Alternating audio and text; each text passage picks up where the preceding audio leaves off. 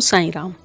आइए जानते हैं कि साईं बाबा कैसे अपनी वाणी द्वारा अपने भक्तों के मन में आत्मविश्वास का दीप जलाते हैं।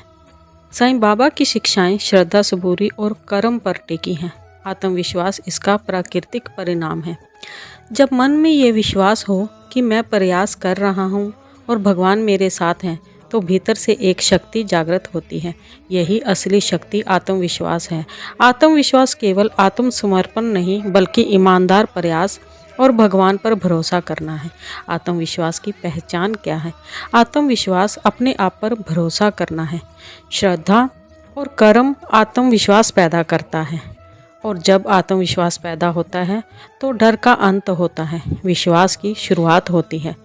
भय यानी डर मन का उपज है। बाबा कहते हैं कि डर मिटाओ, क्योंकि डर रोकता है और विश्वास आगे बढ़ाता है।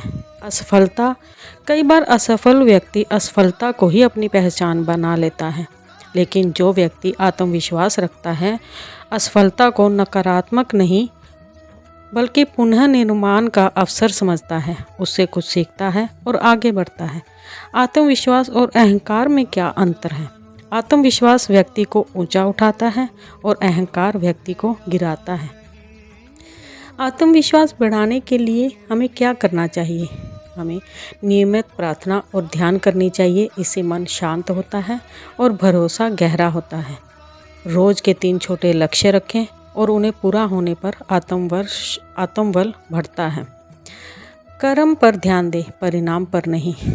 स्वयं से बात करें, जैसे मैं सक्षम हूँ, मैं प्रयास कर रहा हूँ और बाबा मेरे साथ हैं।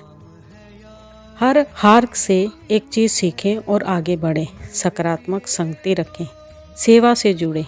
बाबा ने सिखाया कि एक बात हमेशा याद रखना कि आत्मविश्वास का मतलब हमेशा ही सफल होना नहीं है।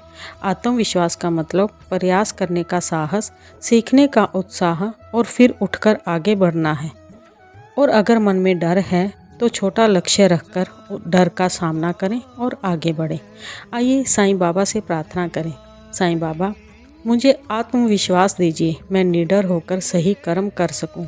मेरी सोच को शुद्ध करें और मेरे हृदय को धैर्य प्रदान करें। ओम साईं राम, जय साईं राम।